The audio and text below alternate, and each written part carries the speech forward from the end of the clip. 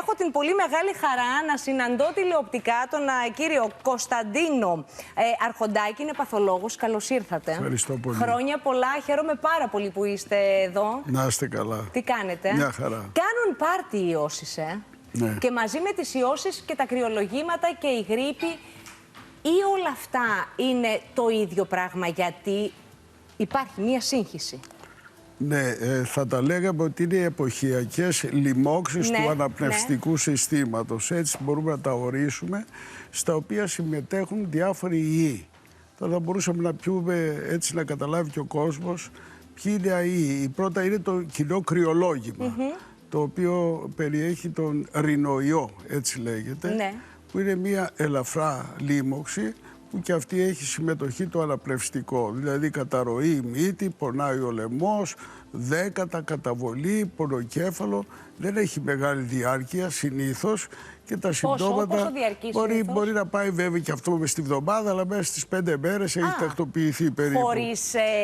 Χωρίς να πάρουμε, χωρίς χρήση φαρμάκων, χωρίς αντιβίωση. Γενικά πρέπει να ξέρουμε ότι στις ιώσεις δεν χρειάζεται αντιβίωση. Η αντιβίωση για τα μικρόβια. Οι ιώσεις δεν χρειάζονται αντιβίωση. Συνήθως αποκαθίστανται από μόνοι τους, εκτός αν υπάρχει επιπλοκή. Ωραία. Στην αυτό επιπλοκή λίγο να το ξεκαθαρίσουμε, γιατί ο κόσμος μπερδεύεται. Όλοι μπερδευόμαστε δηλαδή. Λέμε ότι η αντιβίωση δεν χρειάζεται, η αντιβίωση είναι για τα μικρόβια. Οι ιώσεις, μικρόβια δεν είναι? Δεν είναι. Άλλος είναι ο ιός και άλλος είναι το μικρόβιο. Αν έχετε ακούσει, το DNA είναι στο μικρόβιο, το RNA που λένε είναι η δομή του ιού. Οι ιώσεις δεν καταπολεμώνται με αντιβιωτικά. Υπάρχουν τα ιοστατικά, δηλαδή κάτι παρόμοιο με τα αντιβιωτικά, τα ιοστατικά φάρμακα για τους ιούς. Και υπάρχουν, όπως για τον κορονοϊό, αν είχατε καταλάβει, υπήρχαν τα ιοστατικά φάρμακα για την ίωση του κορονοϊού. Το ίδιο και για τη γρίπη έχουμε. Αλλά μία ίωση, αν παραμείνει αρκετό διάστημα ή ο ασθενής έχει υποκείμενα νοσήματα, δηλαδή είναι αναπνευστικός, είναι διαβητικός, μπορεί να κολλήσει και κάποιο μικρόβιο. Να γίνει μια συμπλοκή της ίωσης ή μια μετεξέλιξη σε μικροβιακή λίμωξη. Και αυτό γιατί το ανοσοποιητικό είναι πεσμένο? Ναι, γιατί το ανοσοποιητικό ή γιατί είναι κουρασμένος ο οργανισμός από την ίωση, και τότε θα χρειαστεί να πάρει αντιβίωση. Φαντάζομαι ότι, καλά, αυτό σίγουρα το κρίνει ο γιατρός, αλλά υπάρχουν σημάδια. Φαντάζομαι ότι και ο ασθενής καταλαβαίνει πότε χρειάζεται αντιβίωση. Δηλαδή, είναι άλλα τα συμπτώματα πια. Αλλάζουν. Ναι, αλλάζουν πολλές φορές. Δηλαδή, εκεί που περιμένουμε να έχει βελτιωθεί μια ίωση μετά από πάρει ένα αντιϊκό φάρμακο, το οποίο μπορεί να διαρκέσει 5 μέρες, και αυτό συνεχίζει και αρχίζει να έχει πτύελα, πράσινα, κίτρινα, πονοκέφαλο, δηλαδή άλλες μορφές, ιγμωρίτιδα, ας πούμε, κάτι, ή να παρουσιάζει έντονο βήχα με απόχρεψη, τότε σκέφτεται ο γιατρός να δώσει την αντιβίωση. Απλά πρέπει να ξέρει ο ασθενής ότι δεν πρέπει να κάνει την κίνηση να ψάχνει αντιβίωση από την πρώτη στιγμή ή να πιέζει να βρει αντιβιωτικό. Πρέπει να ακολουθήσει μια συγκεκριμένη σιγά σιγά αυτή η νοοτροπία, η λάθος νοοτροπία αρχίζει και αλλάζει και γι' αυτό είμαστε και εδώ να πούμε αυτά τα πράγματα. Ακριβώς. Είναι επίσης μεγάλο λάθος να πιστεύουμε ότι το κρυολόγημα το αποκτήσαμε γιατί βγήκαμε έξω στο κρύο ντυμένοι ελαφριά. Όχι ότι δεν μπορεί να συμβεί αυτό, μπορεί να συμβεί, και γενικά το κρύο για κάποια άτομα ρίχνει την άμυνα του οργανισμού, και το απλό κρυολόγημα που λέμε το κρύωμα μπορεί να ισχύει, να πέσει η άμυνα του οργανισμού από την χαμηλή θερμοκρασία, από τον αέρα, από την κακή διατροφή, από το αλκοόλ, από τον υδρότα, και μετά να μεταπέσει σε μια κατάσταση που η άμυνα του οργανισμού να μειωθεί και να αρπάξει κανείς μια ίωση και να συνεχιστεί. Συμβαίνει αυτό. Υπάρχει αυτό το πράγμα, και υπάρχει άτομα τα οποία κινδυνεύουν στην πτώση θερμοκρασίας, δηλαδή αν δεν ντυθούν κανονικά. Ναι. Άρα η Ελληνίδα μάνα που φωνάζει να πάρουμε ζακέτα έχει δίκιο. Συνήθως έχει δίκιο. Ξέρει η μαμά. Ναι. Να συνεχίσουμε λοιπόν. Είπαμε το κοινό κρυολόγημα. Και έχουμε τώρα, αυτό το διάστημα, έχει ανέβει πολύ η γρίπη, η ίωση της γρίπης. Είναι σε έξαρση? Είναι σε μεγάλη έξαρση αυτή τη στιγμή. και είναι και πολύ ισχυρή αυτή η γρίπη που μας ήρθε αυτό το διάστημα. Ναι. Τι έγινε? Έγινε μια μετάλλαξη. Δηλαδή έχουμε ένα ιό τύπου γρίπης τύπου Α, η οποία έγινε μια υποενότητα, ο ιός λέγεται Κάπα, και εκεί που ήταν το Ήτα 1 νη 1 ο ιός της γρίπης, έχει γίνει Ήτα 3 νη 2. Αυτά είναι οι ονομασίες. Και είναι πιο ισχυρός από το Ήτα 1 νη 1. Εμφανίζεται πιο ισχυρός. Όχι ότι είναι κάτι διαφορετικό, απλώς δεν τον έχουμε συνηθίσει. Γιατί πρέπει να ξέρουμε ότι αν τον περάσουμε μια ίωση, γίνεται σαν ένα εμβολιασμός μέσα στον οργανισμό μας. Ο οργανισμός μετά έρχεται και αναγνωρίζει τη δεύτερη φορά την ίωση. Τώρα είναι πρώτη φορά που μας έρχεται αυτός ο ιός. Όχι ότι δεν τον είχαμε, αλλά μεταλλάχτηκε. Ωραία. Αλλάξαν τα σημεία του RNA της δομής του. Άλλαξε σε 10 σημεία και έρχεται και κολλάει μέσα μας και εμείς δεν τον αναγνωρίζουμε, δεν τον ξέρουμε. Αυτό από την αρχή, δηλαδή εμείς την περιμέναμε τη γρίπη γύρω στο Νοέμβρη. Την περιμέναμε, την εμφάνισή της η γρίπη. Συνήθως τώρα ερχόταν, τώρα ήρθε. Έχει έρθει ήρθε μεταλλαγμένη ή μεταλλάχθηκε στην πορεία? Δηλαδή ήρθε με τη μορφή του Ήτα 1 νη 1 που ξέραμε αυτή το Ήτα 1 νη 1 υπάρχει το Ήτα 3, το Ήτα 3 νη 2, το οποίο εμπεριέχεται στα εμβόλια αυτά που μας προφυλάζουν, αλλά αυτός ο ίδιος ο ιός άλλαξε μορφή. Έγινε μια υποομάδα. Σε 10 σημεία στη δομή του άλλαξε. Γι' αυτό ρωτάω. Και δεν τον αναγνωρίζουμε. Αν οι άνθρωποι οι οποίοι ξεκίνησαν και εμβολιάζονταν από τις αρχές του Νοέμβρη, αν καλύπτονται από το εμβόλιο. Είναι αυτό το πρόβλημα. Ναι, μεν καλύπτονται, αλλά δεν καλύπτονται όσο έπρεπε να καλύπτονται. Δηλαδή εκεί που ήταν να καλύπτονται 70% και 80%, έχουν πάει στο 50-55%. Έχει πέσει τόσο πολύ το ποσοστό, Έχει πέσει το ποσοστό και γι' αυτό θέλει προφύλαξη και γι' αυτό θέλει συμβουλή γιατρού, και γι' αυτό ο γιατρός πιθανόν να κρίνουμε αυτή τη φορά περισσότερο να δίνουμε τα αντιϊκά. Ναι. Γιατί δεν έχουμε την προφύλαξη που περιμέναμε. Όχι ότι δεν προφυλάσσει. Υπάρχει κάποιος συμπληρωματικός εμβολιασμός που θα μπορούσαν να κάνουν οι ευπαθείς ομάδες? Δυστυχώς αυτή η παραλλαγή που συνέβη έγινε ήδη όταν είχαν δοθεί οι δομές των εμβολίων για το 2025-26. Δηλαδή δεν πρόλαβε να αναγνωριστεί και να μπει σε ένα καινούριο εμβόλιο. Οπότε ο κόσμος εμβολιάστηκε με 3 υποομάδες ιών, για 3 υποομάδες, εκ της οποίας η μία όχι ότι άλλαξε τελείως, άλλαξε εν μέρη. Ωραία, κύριε Αρχοντάκη, να ρωτήσω κάτι. Ναι. Είναι φρόνιμο και είναι και σκόπιμο τώρα που βρισκόμαστε στο τέλος του Δεκέμβρη, αρχές Γενάρη, ο κόσμος να συνεχίζεται να εμβολιάζεται? Ναι, μπορεί να... Δεν έχουμε άλλη άμυνα. Ας είναι και 50% και 60% είναι κάτι που προσφέρει. Ιδίως στα άτομα τα πολύ ευαίσθητα, δηλαδή τα άτομα με ειδικές ανάγκες, θα έλεγε ιατρικής φροντίδας, που είναι οι διαβητικοί, οι καρδιοπαθείς, οι αναπνευστικοί, αυτοί που έχουν ανεπάρκειες, νεφρικές κτλ. Και οι πατικές. Χρειάζεται να γίνει αυτό το πράγμα. Απλώς δεν θα πετυχαίναμε το στόχο που βάζαμε μέχρι πέρσι. Όμως πρέπει να γίνει. Δεν έχουμε άλλη άμυνα και δεν υπάρχει εμβόλιο αυτή τη στιγμή να αντικαταστήσει το υπάρχον εμβόλιο. Σωστά. Ο κόσμος είναι ευαισθητοποιημένος και ενημερωμένος σωστά σε ό,τι έχει να κάνει με τα εμβόλια, ή συνεχίζουμε να έχουμε μεγάλη μερίδα του κόσμου που τα φοβάται και τα αποφεύγει? Τα εμβόλια τα φοβάται. Ο κόσμος κουράστηκε πολύ. Η αλήθεια είναι. Πότε, και νοητικά με την εποχή του COVID. Και κάπως έχουν πέσει οι εμβολιασμοί. Δηλαδή έχει μία πτώση, υπάρχει.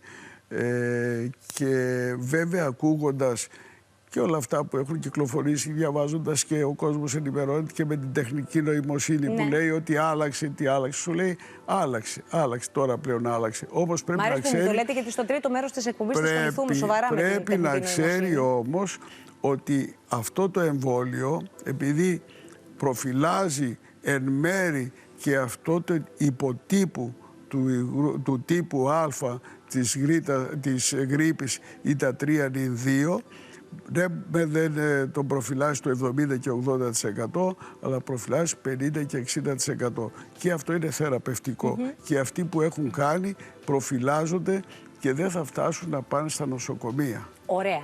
Με αυτό το εμβόλιο της γρίπης, το οποίο κάνει ένα μεγάλο μέρος του πληθυσμού και ευχόμαστε κάποια στιγμή να γίνει ακόμα μεγαλύτερο αυτό το μέρος του πληθυσμού.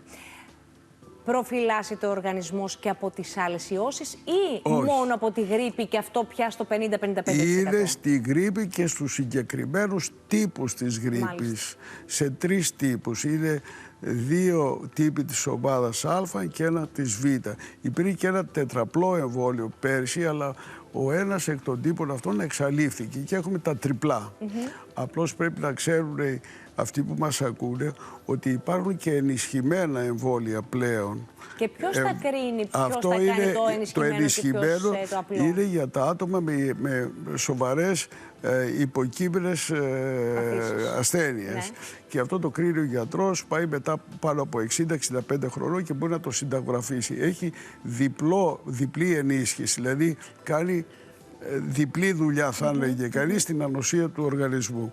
Το λέμε οι γιατροί. Το άλλο, το απλό εμβόλιο, το χορηγεί το φαρμακείο και δεν χρειάζεται συνταγογράφηση. Σωστά. Το ενισχυμένο είναι δουλειά του γιατρού να το κρίνει, ανάλογα πώς θα κρίνει αυτός και τι ανταπόκριση έχει ο ασθενής. Ωραία. Η διάρκεια των εμβολίων στον οργανισμό είναι η ίδια, είτε μιλάμε για ενισχυμένο είτε μιλάμε για απλό εμβόλιο? Ναι, είναι περίπου το ίδιο. Το ενισχυμένο μπορεί να έχει λίγο πιο μακρόσυρτο να είναι, αλλά είναι περίπου το ίδιο.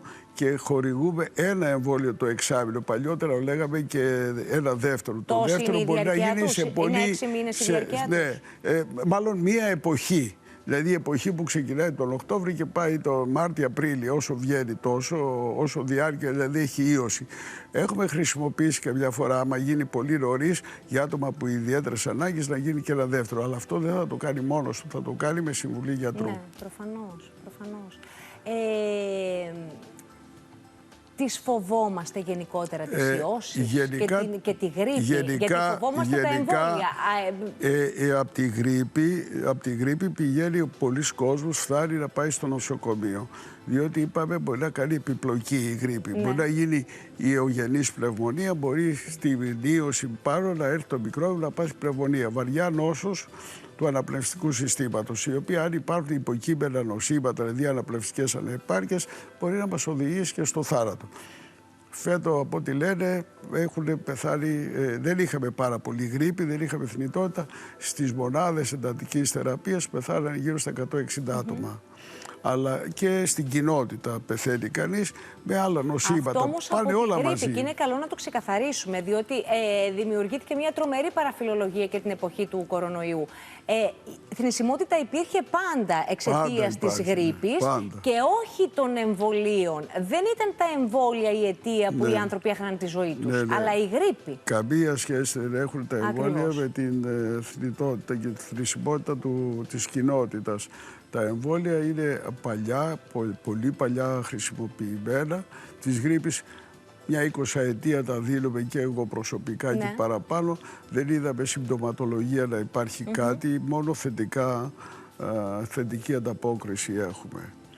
Αν θέλετε να πω ορισμένα πραγματάκια τώρα περισσότερο στο διαγνωστικό. Και για το πώς θα προφυλακτούμε τώρα τις γιορτές, τώρα που μαζευόμαστε όλοι πολύ και σε κλειστό χώρο. Η γρίπη είναι μια ίωση και η ιώση γενικά του αναπνευστικού, είτε κορονοϊός ή ένας καινούριος ιός, το συγκίτιο RSV λέγεται, πιθανόν να το έχετε ακούσει, το οποίο προϋπάρχει τώρα, είναι 4-5 χρόνια εδώ στην Ελλάδα.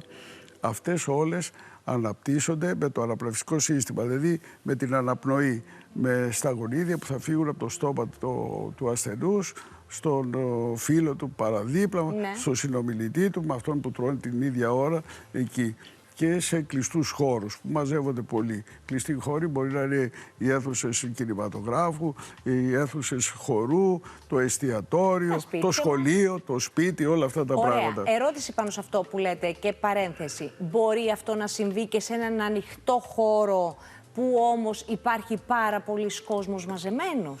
Είναι πολύ πιο δύσκολο αυτό το πράγμα, γιατί δεν είναι ο κλειστός χώρος, όσο και να είναι ξεφεύγει και υπάρχει να αερίζεται. Βέβαια, αν ο ένας κολλάει πάνω στον άλλο, σίγουρα μπορεί να γίνει. Άμα στόμα, δηλαδή στα 10 εκατοστά και στα 20 εκατοστά, ανάλογα τι φορτίο ιού που έχεις, δηλαδή αν είναι έντονη η ίωση και εσύ δεν σέβεσαι, γιατί αν έχεις ίος, έχεις πυρετό κτλ. Δεν πρέπει να παραμπείς ούτε στην κλειστή αίθουσα, ούτε δίπλα να χαϊδολογάσει και να μιλάς με τους άλλους. Δηλαδή πρέπει να έχουμε αυτοσυνείδηση του προβλήματος και να μην το μεταδίδουμε. Σε περίπτωση που είναι αναγκαστικό πρέπει να φοράει κανείς μάσκα. Δηλαδή γυρνάμε σε μια εποχή μάσκας και τώρα με αυτή τη γρίπη πρέπει να φορέσουμε μάσκα. Τουλάχιστον στους κλειστούς χώρους που θα πάμε, όταν κάνουμε επισκέψεις, όταν μας κάνουν επισκέψεις και εμείς έχουμε πρόβλημα, και να αποφύγουμε γενικά τις συναθρήσεις. Που θυμόμαστε πολύ καλά την εποχή του κορονοϊού, πόσα είχαμε γλιτώσει με τη χρήση της μάσκας. Κακά τα ψέματα. Και τώρα βέβαια τα γενικά είναι να πλενόμαστε τα χέρια μας, να είναι καθαρό το πρόσωπό μας, γενικά καθαριότητα, να μην υπάρχουν σημεία επαφής γενικά με τις ιώσεις, με τις αποχρέψεις, με το βήχα, με όλα αυτά τα πράγματα. Απλώς αυτό που πρέπει να ξέρουν όλοι είναι να μην φοβόνται να κάνουν τα τεστ. Τα τεστ για γρίπη. Τα τεστ για γρίπη που είναι τώρα, υπάρχει τεστ γρίπης μαζί με κορονοϊού. Σωστό. Υπάρχει το τεστ σκέτο της γρίπης, σκέτο του κορονοϊού και το RSV που είναι το τριπλό. Το τριπλό. Δηλαδή μην περιμένει κανείς να φτάσει την 4η μέρα πυρετού κτλ. Και είναι κάτι πολύ απλό, κάνοντας τη δεύτερη μέρα να δει ότι υπάρχει γρίπη ή υπάρχει κορονοϊός. Τώρα ο κορονοϊός είναι πολύ χαμηλά και το RSV που είπαμε είναι πολύ χαμηλά. Αυτό που ανεβαίνει ταχαίως είναι η γρίπη. Οπότε το τεστ αυτό που το πουλάει το φαρμακείο, το κάνει το φαρμακείο, ο κόσμος έχει συνηθίσει πλέον να το κάνει και μόνο του βάζοντάς του στη μύτη, αλλά με μια ειδική τεχνική πρέπει να το ξέρει να το χειριστεί. Αν δεν ξέρει πρέπει να το κάνει στο φαρμακείο ο γιατρός του. Μπορεί να επιβεβαιώσει ότι έχει γρίπη, ανακοινώνοντας στο γιατρό, στο νοσοκομείο, οπουδήποτε βρεθεί. Μπορεί να είναι αναγκαίο να πάρει εκείνη τη στιγμή το αντιϊκό φάρμακο. Και είναι και πιο εύκολη η αντιμετώπιση και η διαχείριση από τους γιατρούς. Ξέρετε, έχουμε σταματήσει να κάνουμε τεστ με το σκεπτικό, το πολύ λάθος σκεπτικό, ότι επειδή ακριβώς πια δεν υπάρχουν οι απαγορεύσεις που υπήρχαν επί κορονοϊού, δεν χρειάζεται να κάνουμε και τεστ. Ό,τι και αν είναι τώρα θα περάσει. Αυτό το πράγμα οι γιατροί το ζητάμε τώρα, Βέβαια. γιατί έχουμε μεγάλη. Δηλαδή, σήμερα είδα πολλά περιστατικά, πάνω από 10 περιστατικά και έγραψαν αντιϊκά φάρμακα. Είναι σε μεγάλη έξαρση. Βέβαια, πρέπει να ξέρει ο ασθενής ότι αυτός ο τύπος, ιδιαίτερα τώρα, ο οποίος είναι καινούριος, η υποβομάδα αυτή, χάνει πολύ το τεστ. Δηλαδή το τεστ μπορεί να μας αποκαλύψει το 50 με 60% μόνο. Υπάρχει γύρω στο 30 με 40% που χάνουν τα τεστ τα τελευταία. Γι' αυτό πάλι δεν πρέπει να είναι σίγουρος ο ασθενής ότι με το που το έκανε την πρώτη στιγμή και βγήκε αρνητικό, ότι την άλλη μέρα ή μετά από 2 μέρες δεν θα βγει. Πρέπει να το επαναλάβει. Και βέβαια για να το σιγουρέψει κανείς, γιατί και πάλι και τη δεύτερη να κάνει τεστ μπορεί να είναι αρνητικό, υπάρχει το PCR, το μοριακό τεστ. Δηλαδή έχουμε ένα προβληματάκι όσον αφορά με αυτό το καινούριο στέλεχος στη διαχείριση. Και περισσότερο πλέον πρέπει η ιατρική κοινότητα, οι νοσοκόμες, οι άνθρωποι που ασκούνται με τη γωνία, αλλά και οι ασθενείς να ξέρουν ότι αν έχουν μια συγκεκριμένη συμπτωματολογία, όπως είναι ο πυρετός, υψηλός πυρετός που παρεμβαίνει 38,5 και δεν πέφτει. Έχει ένα πονοκέφαλο ο οποίος δεν περνάει. Έχουν λαιμό, δηλαδή πονάει πολύ ο λαιμός. Έχουν έντονο βήχα που διαρκεί. Παρόλο που τα τεστ μπορεί να βγουν αρνητικά, δεν σημαίνει ότι δεν έχουν ίος και δεν σημαίνει ότι δεν έχουν γρίπη. Τότε τι πρέπει να σκεφτούμε όμως, εάν το ΕΟΔΗ που υπάρχει αυτό το σημείο στατιστικά βλέπει ότι αυξάνεται η γρίπη, που επιστημονικά αποδεικνύεται με το PCR, αυτό που λέμε, δηλαδή το μοριακό έλεγχο, πρέπει όλοι αυτοί να τους θεωρήσουμε ότι έχουν γρίπη για να προφυλάξουμε. Και όταν κάποιος αποδειχτεί ότι έχει γρίπη και ο διπλανός που ήρθε σε επαφή εκείνη την ημέρα κοντά, πιθανόν να χρειαστεί να πάρει προληπτικά και αυτό στο φάρμακο. Καλό θα είναι λοιπόν να μην βγάζουμε διαγνώσεις μόνοι μας, να μην αποφεύγουμε τις επισκέψεις στους γιατρούς, διότι γι' αυτό ακριβώς υπάρχουν, για να μας γλιτώνουν από τα χειρότερα και για να μπορούμε να προφυλάξουμε και να προστατεύσουμε τους εαυτούς μας αλλά και τους γύρω μας. Θέλω πάρα πολύ να σας ευχαριστήσω, να ευχηθώ μια καινούργια χρονιά όμορφη, ατάραχη, με υγεία και πολλά χαμόγελα. Ευχαριστώ πολύ. Βέβαια, η υγεία για να επιτευχθεί θέλει καλή διατροφή, καλό κοινωνικό περιβάλλον, οικονομικές συνθήκες καλές, ψυχολογικές συνθήκες καλές. Πρέπει να τα δούμε κοινωνικά όλα καλά, γιατί η υγεία δεν εξαρτάται μόνο από το οργανικό, εξαρτάται και από την ψυχολογία της κοινότητας και του ασθενούς του κάθε ατόμου. Σας ευχαριστώ πάρα πολύ. Να είστε καλά.